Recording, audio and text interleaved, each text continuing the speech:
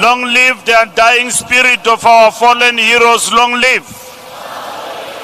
Long live the undying spirit of our fallen heroes. Long live. Long live Umkhonto weSizwe. Long live. Long live Umkhonto weSizwe. Long live. Long live the African National Congress. Long live. Long live the ANC. Long live.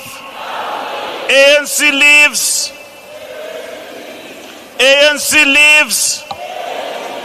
ANC lives. ANC leads. ANC leads. Amandla. Amandla. Thank you very much, Program Director, Comrade Hope Papo, Matshikiza and Maroo families, Minister Mukhwaz, Minister in the Presidency of Botswana, and a member of the family present with us here today. Comrade Jacob Mamabulu, Acting Premier of Gauteng Province.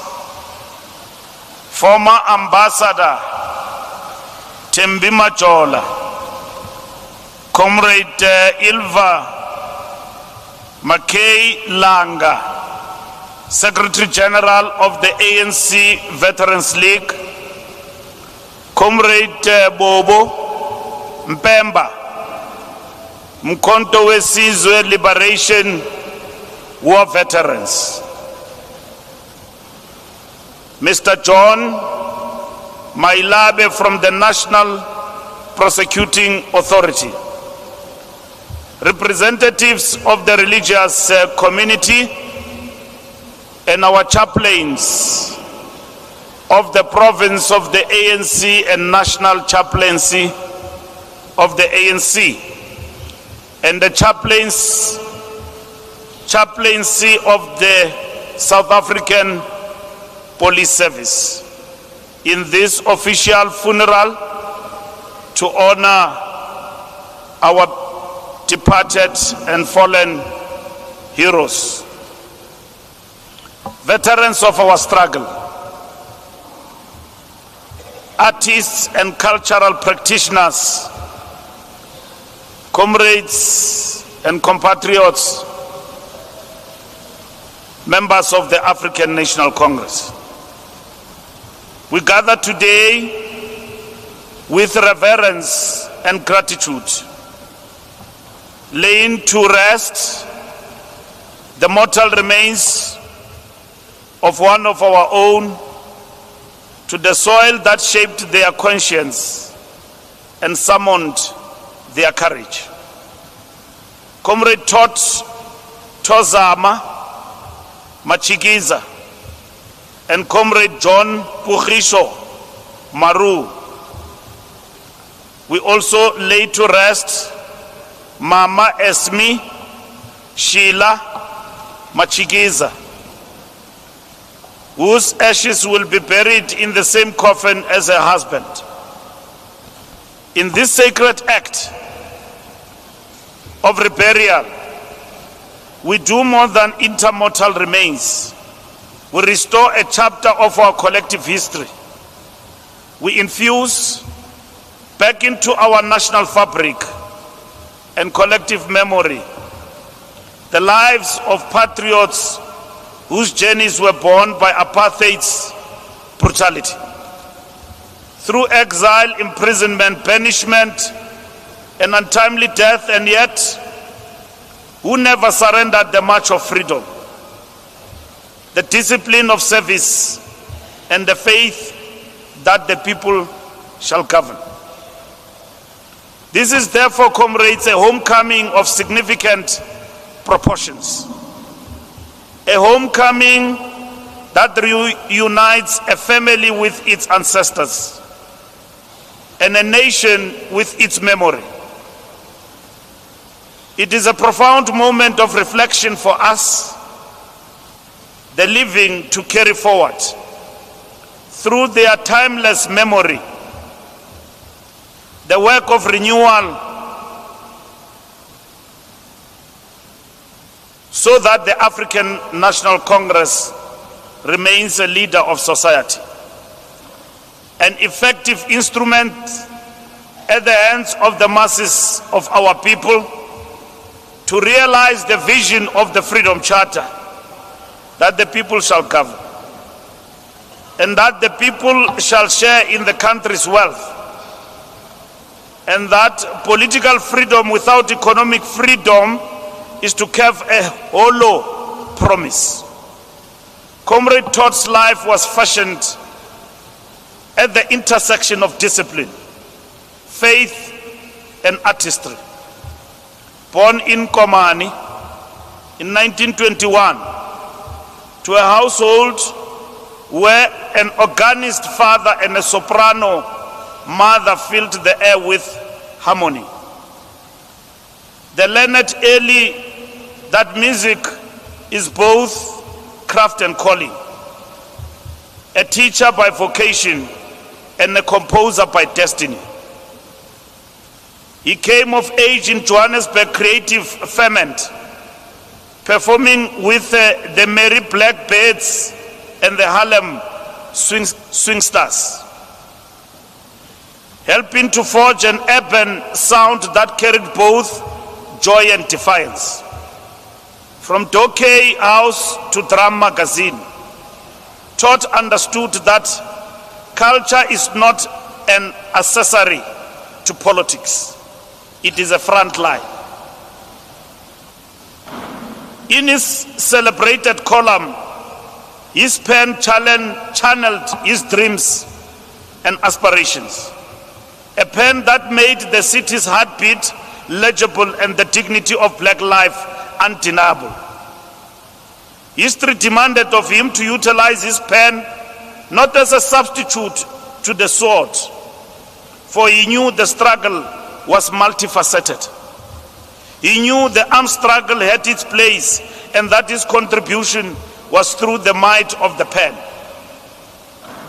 His experience could therefore not perfectly fit into the saying that a pen is mightier than the sword. Those comrades were perilous times, of which every station in life was a calling. In the arts, on the streets, in schools, amongst youth organizations, the religious sector, and many more, kept their unique role in fighting the brutal system of apartheid. His compositions, Hamba Kahle, Mkhalipile, in honor of Father Trevor Huddleston, and the 7-part Uxolo, braided African rhythm with choral structure, were to create a language of moral insistence, a people's plea for freedom, unity, and justice. Then came King Kong. Here was an all-black South African musical that drew multiracial audiences in defiance of apartheid prohibitions, catapulting our talent to the world stage and announcing that the oppressed will narrate themselves with beauty, humor, and truth. When exile pushed the Matshikiza family to London and later to Zambia, Comrade Todd carried the struggle in his hands and in his voice. Researching and archiving African music, broadcasting, writing, and making the case that African modernity sings in many tongues but with one purpose: freedom. He left us in Lusaka in March 1968, not yet 47. But by then he had already composed a vocabulary for remembrance. Today we return him to the land of his birth, his ancestral home, to the echoes of a life well lived. In so doing, we declare that South Africa's freedom song has authors whose names must be spoken with reverence. artists who shaped our political imagination and taught us to recognize one another as fully human. If Comrade Todd scored the soundtrack of freedom, Mama Sheila protected the archives, sustained the household of struggle, and cared for the community when the world looked away. Born in 1927, trained at the Jan Hofmeyer School of Social Work, she entered a vocation with a calm determination that turned compassion into institution building. As a young professional, she tended to families torn by forced removals. As a comrade in exile, she lent skills to the ANC office in London, often unseen, always indispensable. When exile moved the family to Zambia and grief struck with Comrade Todd's sudden passing, Mama Sheila met widowhood with quiet fortitude. For 5 decades, she kept his manuscripts, scores, letters, photographs, and the beloved piano on which he wrote. By safeguarding a private archive, she preserved a public inheritance. Later, back in a democratic South Africa, after 31 years in exile, she returned to community work in the NGO sector, modeling a simple truth of our movement, that leadership is service without spectacle. She passed on in 2020 at the age of 92.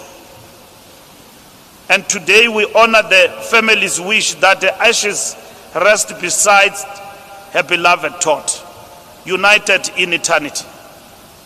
2 lives interlaced in love, in art, and in the struggle.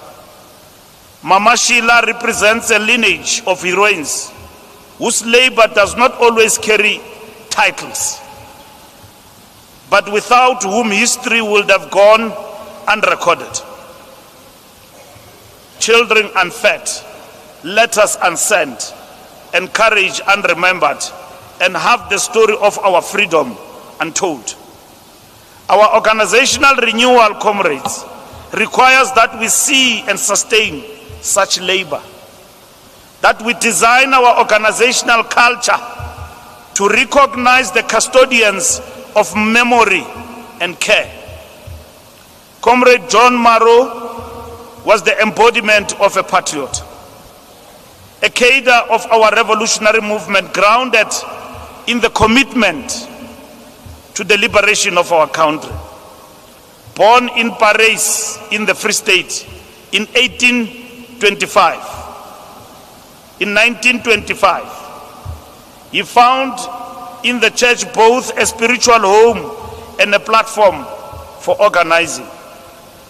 In Alexander Township, he recruited youth to the ANC, sang hymns that shared space with freedom songs, and put his life on the line when the regime heightened its onslaught on the liberation movement.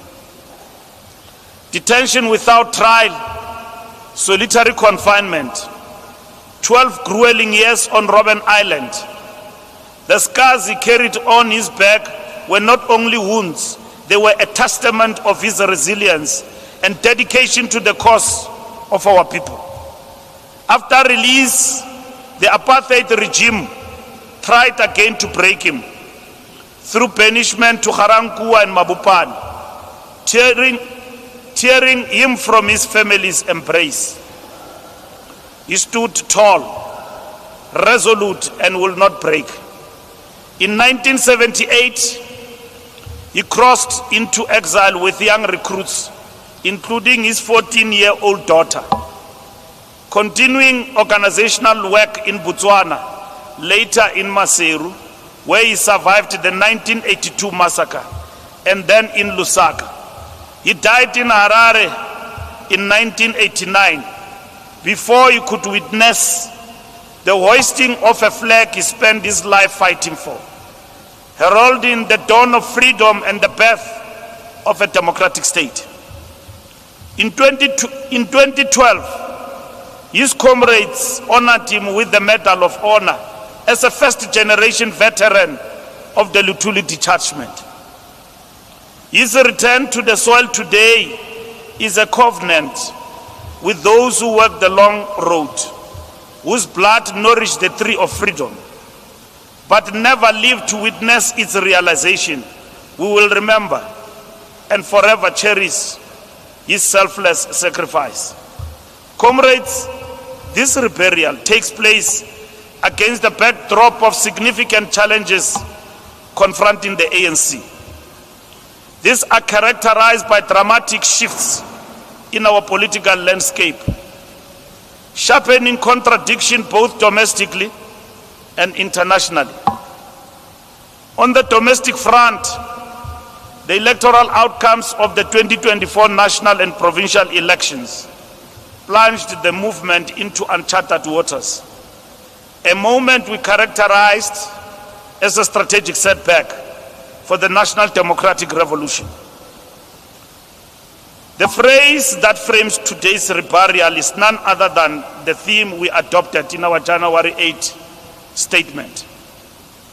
The year of renewal to make the ANC a more effective instrument of the people to achieve the vision of the Freedom Charter. Comrades, this is not a slogan. It is a call to arms. It is a call on us to hold ourselves accountable to the best in our history and to grow worthy of the sacrifices we commemorate. The lives of these comrades light the path. The commitment to the ideals embodied in the Freedom Charter, as we celebrate 70 years since the adoption of this blueprint for our democracy, must become the lived reality of our people. The commitment to a better life for all must find practical expression in everything we do in all centers of state power. Our commitment to organizational renewal requires of the ANC to be responsive to the dreams and aspirations of the motive forces for progressive change.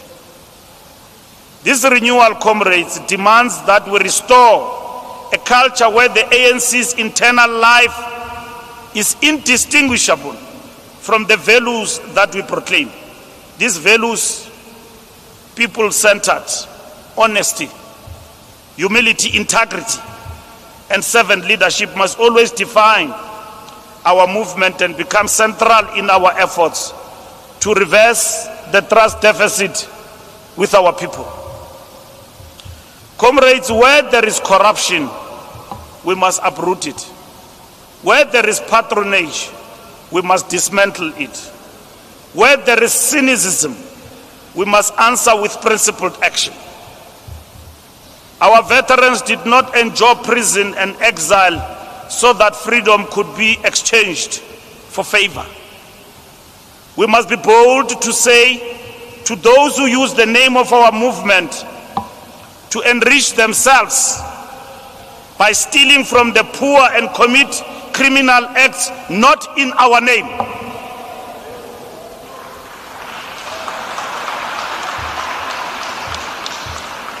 Even if a comrade can be your best friend, your best relative, not in our name. The apartheid regime tried to starve us of our own reflection. We responded with jazz clubs that became assemblies, with columns that became chronicles, with stages that became schools of citizenship. Organizational renewal traverses every aspect of political and social life across sectors. It requires of us to invest in the arts, in community archives, in cultural education for our youth, to honor Comrade Todd and Mama Sheila is to endow scholarships for black composers and music journalists, to preserve instruments and manuscripts, to expand cultural centers in Sophiatown, Alexander, and every township.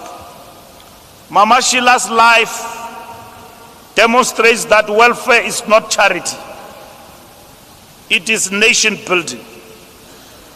Renewal means strengthening social work, health outreach, and family services in communities bruised by poverty, migration, and violence.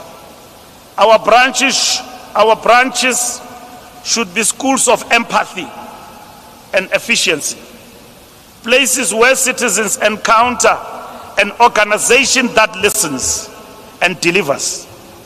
Comrade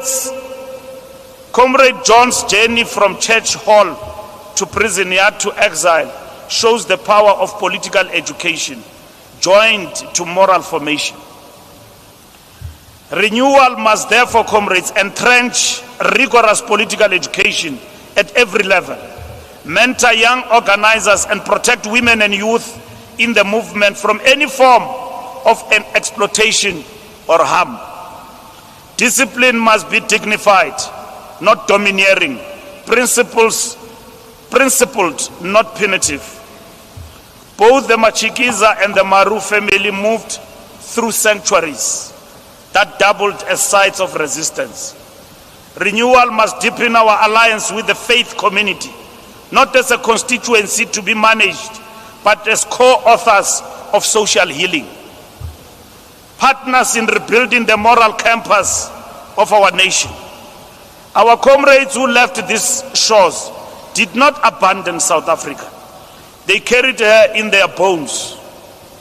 Renewal in our time, comrades, requires that we reach across borders to diaspora to marshal skills, invest in knowledge sharing, while ensuring that the legacy of those we repatriate from foreign lands remain a beacon of inspiration for generations to come, both at home in the countries where they died as well.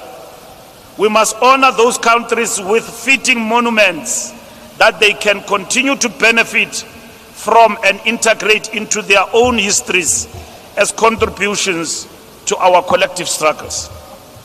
To the Matshikiza family we say, your father, grandfather, brother, uncle composed more than scores. He composed courage. Your mother, grandmother, sister, aunt nurtured more than a household. She nurtured hope. Thank you for sharing them with our movement and a country that can never fully repay its debt. To the Maroo family we say, your father, grandfather, brother, uncle carried scars that the eye could see and burdens that it could not.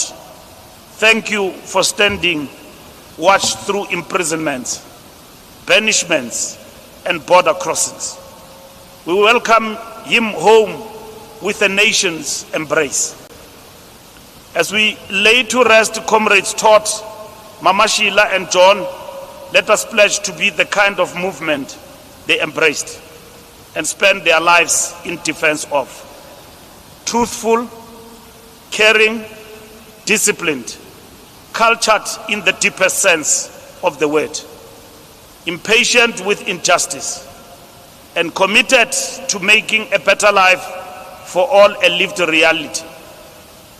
Let us keep alive the melody of Hamba Kahle in our public life, the quiet diligence of Mama Sheila in our institutions, and the steadfastness of Comrade John in our character.